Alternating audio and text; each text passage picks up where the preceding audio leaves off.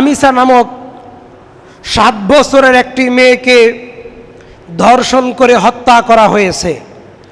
2 বছর আগে আসিয়া নামক ছোট্ট একটি 9-10 বছরের বালিকা মেয়ে বাচ্চাকে ধর্ষণ করে হত্যা করা হয়েছে।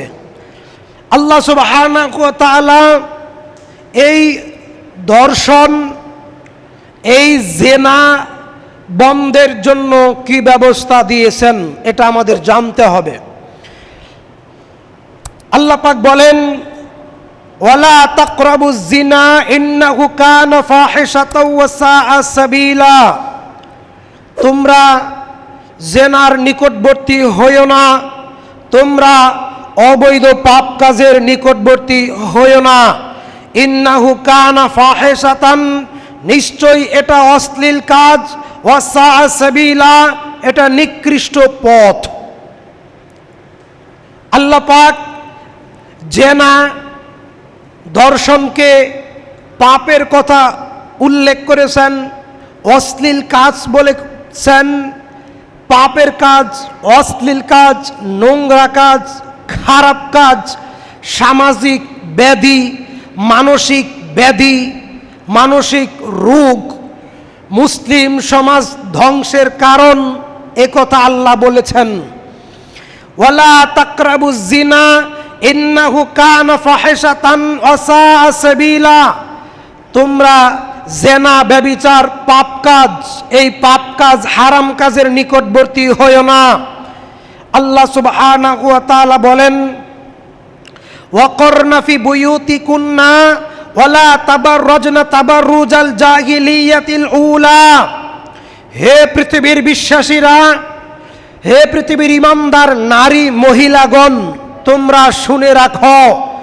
আল্লাহ রব্বুল আলামিন জানিয়েছেন, ওয়াকরনা ফি বুয়ুতিকুন্না ওয়ালা তাবাররাজনা তাবাররুজাল জাহিলিয়াতিল উলা, তোমরা জাহেলি যুগের নারীদের মতো হয়ে, পাপের যুগে, অন্ধকার যুগে, মূর্খ যুগে, পাপের যুগে, যখন ইসলাম নাজিল হয় নাই, যখন ইসলাম পৃথিবীতে আসে নাই, যখন মানুষ ইসলামের আলোয়, ইসলামের নূরে, কোরআন হাদিসের জ্ঞানে আলোকিত হয় নাই, সেই সময়টাকে বলা হয় আইয়ামে জাহেলিয়াত।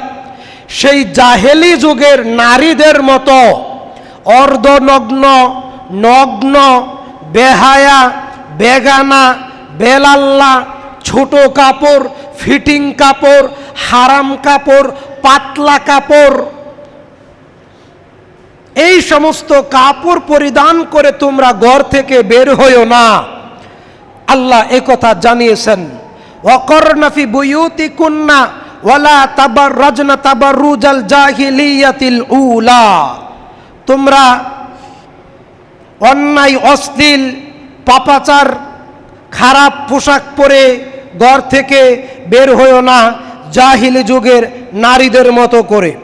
অতএব আল্লাহ সুবহানাহু ওয়া তাআলা কোরআনুল কারীমে আমাদেরকে জানিয়েছেন, আমাদের মা বোনদেরকে জানিয়েছেন, আমাদের মা বোনেরা যেন ঘর থেকে বের না হয় অন্যায়, অশ্লীল, খারাপ, ছোট পোশাক পরে, তারা যেন ঘর থেকে বের না হয়।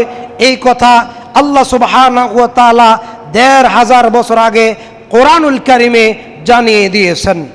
শুধু নারীদের ছোট পোশাক পরতে নিষেধ করেননি, আল্লাহ পাক রাব্বুল আমিন জানিয়েছেন, ওয়াকুল্লিল মুমিনাতি ইয়াগদুদনা মিন আবসারিহিন্না ওয়া ইয়াহফাযনা ফুরুজাহুন্না, নারীরা, পুরুষেরা সবাই সবার লজ্জাস্থানের হেফাজত করবে। ওয়াকুল্লিল মুমিনাতি ইয়াগদুদনা মিন আবসারিহিন্না ওয়া ইয়াহফাযনা ফুরুজাহুন্না, নারী হোক, পুরুষ হোক, সবাই তাদের লজ্জাস্থানের হেফাজত করবে, তাদের চোখ নিম্নগামী রাখবে। এই কথা আল্লাহ সুবহানাহু ওয়া তাআলা আমাদেরকে জানিয়ে দিয়েছেন। অতএব আল্লাহ সুবহানাহু ওয়া তাআলা বলেন, ইয়া আইয়ুহান নাবিয়্যু কুল লিআজওয়াজিকা ওয়া বানাতিকা ওয়া নিসাইল মুমিনিন ইউদনিনা আলাইহিন্না মিন জাআবিহিন্না যালিকা আদনা ইউরাফনা ফালা ইউযাইনা। হে নবী, ইয়া আইয়ুহান নাবিয়্যু, হে নবী, কুল লিআজওয়াজিকা ওয়া বানাতিকা ওয়া নিসাইল মুমিনিন, আপনি আপনার স্ত্রীদেরকে বলে দেন, আপনি আপনার কন্যা সন্তানদেরকে বলে দেন, আপনি মুমিন নারীদেরকে বলে দেন, তারা যেন ঘর থেকে বের হওয়ার সময় মাথার উপর থেকে নিয়ে পায়ের নিচ পর্যন্ত, মাথার উপর থেকে নিয়ে পায়ের টাকনার নিচ পর্যন্ত বড় চাদর, লম্বা চাদর দিয়ে তারা তাদের শরীরকে আবৃত করে নেয়, তারা তাদের শরীরকে ঢেকে নেয়, যেন তারা পর্দা করে ঢিলেঢালা পোশাক পরে, ঢিলেঢালা বুরকা পরে ঘর থেকে বের হয়। আল্লাহ পাক বলেন, এতে করে তাদের চিনতে সহজ হবে, এতে করে তাদের পরিচয় সহজ হবে, এতে করে তাদেরকে কেউ উত্ত্যক্ত করবে না, এতে করে তাদেরকে কেউ ইফটিজিং করবে না, এতে করে তাদেরকে দেখলে কেউ শীষ মারবে না।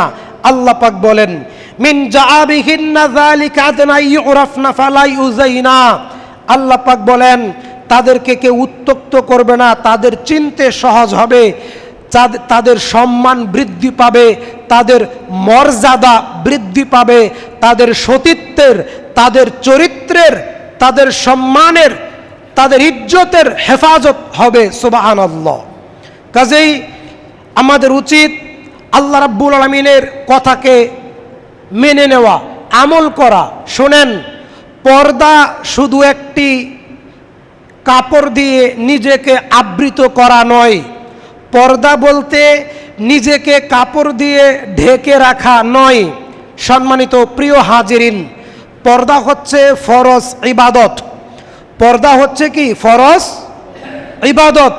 এটা মুসলিম জাতিকে, মুসলিম নারী মহিলাদেরকে জানতে হবে। নামাজ, রোজা এটা যেমন ফরজ ইবাদত, কোরআন তেলাওয়াত যেমন ফরজ ইবাদত, স্বামীর আনুগত্য করা যেমন ফরজ ইবাদত, পর্দা করা তদ্রূপ সমপরিমাণ ফরজ ইবাদত। পর্দা করা তদ্রূপ সমপরিমাণ ফরজ ইবাদত। পর্দা সাধারণ কোনো ইবাদত নয়। পর্দা শুধু একটা বুরকা পরে নিজেকে ঢেকে রাখা নয়, এটা আল্লাহর আদেশ। এতে সরিষা পরিমাণ কারচুপি করা যাবে না, এতে সরিষা পরিমাণ অবহেলা করা যাবে না। সম্মানিত প্রিয় হাজিরিন, বাংলাদেশ থেকে ধর্ষণ চিরতরে বন্ধ হওয়ার 3টি কারণ। নাম্বার 1, নারীরা যেদিন পর্দা করবে সেদিনই ধর্ষণ বন্ধ হবে। নাম্বার 2, যেদিন ইসলামী হুকুমত, ইসলামী আইন, ইসলামী শাসন প্রতিষ্ঠিত হবে, শরিয়া কোর্ট যেদিন বাংলাদেশে শরিয়া কোর্ট চালু হবে সেদিন জেনা, ধর্ষণ, হত্যা বন্ধ হবে ইনশাআল্লাহ, সুম্মা ইনশাআল্লাহ। 3 নম্বর, নারীদের জীবন বিধান, নারীদের জীবন ব্যবস্থা আলাদা থাকতে হবে।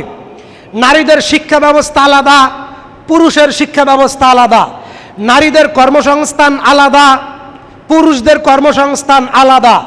নারীদের শিক্ষাঙ্গন আলাদা, পুরুষদের শিক্ষাঙ্গন, শিক্ষা ব্যবস্থা আলাদা। নারীদের গণপরিবহন চলাচল ব্যবস্থা আলাদা, অফিস আদালত আলাদা। পুরুষের শিক্ষা ব্যবস্থা, অফিস আদালত, কর্মক্ষেত্র আলাদা। সেদিনই ইনশাআল্লাহ ধর্ষণ বন্ধ হবে। ধর্ষণ বন্ধের ব্যাপারে আল্লাহ সুবহানাহু ওয়া তাআলা আমাদেরকে কোরআনুল কারীমে আরো সুস্পষ্টভাবে জানিয়ে দিয়েছেন। দেখেন, আমাদের বর্তমান স্বরাষ্ট্রমন্ত্রী সালাউদ্দিন আহমেদ, তিনি গতকাল সাংবাদিক সম্মেলনে বলেছেন, এক সাংবাদিক প্রশ্ন করেছেন যে সোশ্যাল মিডিয়াতে সবাই একটি দাবি করতেছে, ধর্ষণের বিচার যেন প্রকাশ্যে হত্যা করা হয়, ধর্ষণের বিচার যেন প্রকাশ্যে ফাঁসি দেওয়া হয়।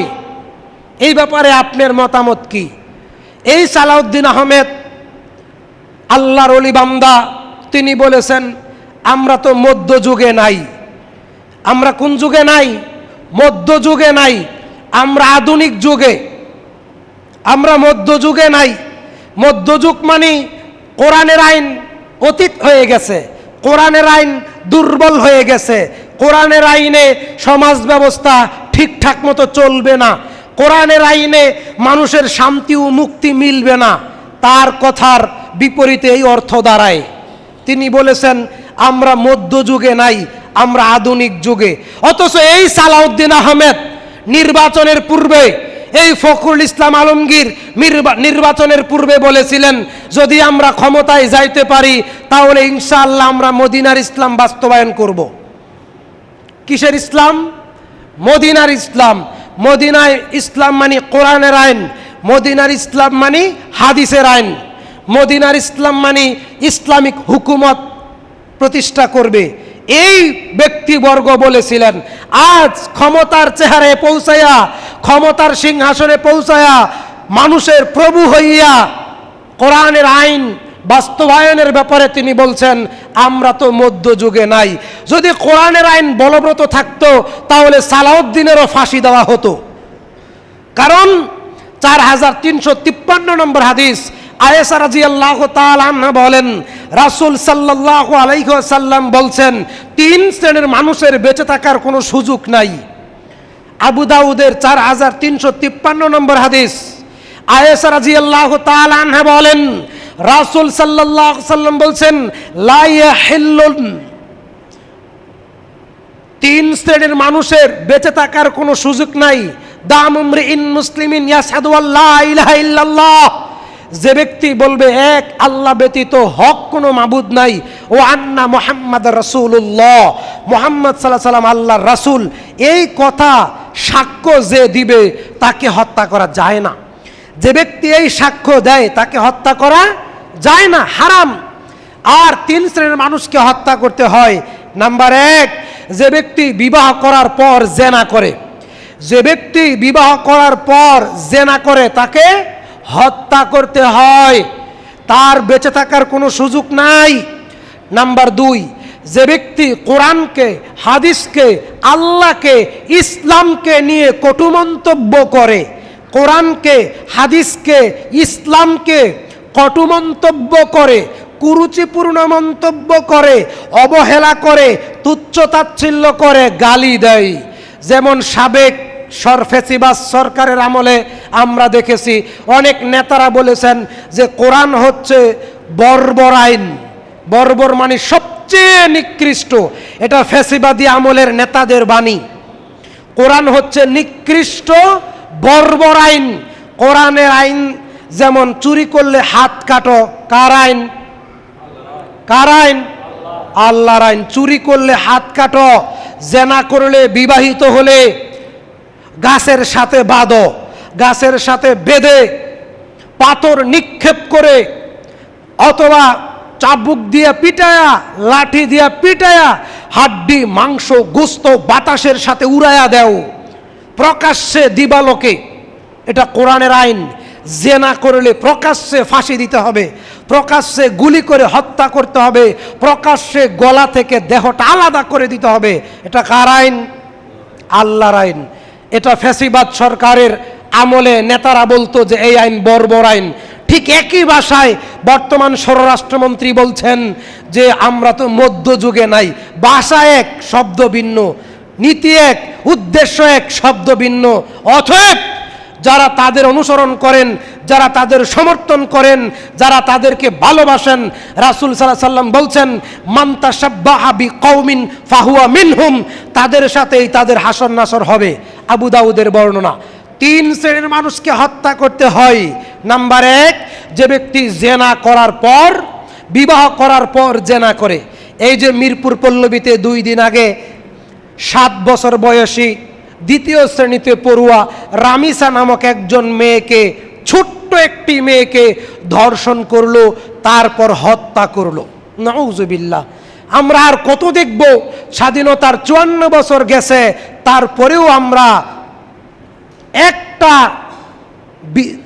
বিচার সুস্থভাবে দেখতে পাই নাই। গত 2 বছর আগে আসিয়া নামক একটা মেয়েকে ধর্ষণ করা হয়েছে, আজ পর্যন্ত তার বিচার হয় নাই। 2009 সালে রসুখা একজন ব্যক্তি খুলনার 10 জন মেয়েকে ধর্ষণ করে হত্যা করেছে, তার ফাঁসির রায় কার্যকর হয়েছে, তারপরেও ফাঁসি দেয় নাই, জেলখানায় বন্দী আছে। বিগত ফ্যাসিবাদ সরকারের আমলে জাহাঙ্গীরনগর বিশ্ববিদ্যালয়ের এক ছাত্র নেতা 100 ছাত্রীকে ধর্ষণ করে সেঞ্চুরি করে তিনি আনন্দ উল্লাস করেছেন, তার কোনো বিচার বাংলার জমিনে হয় নাই।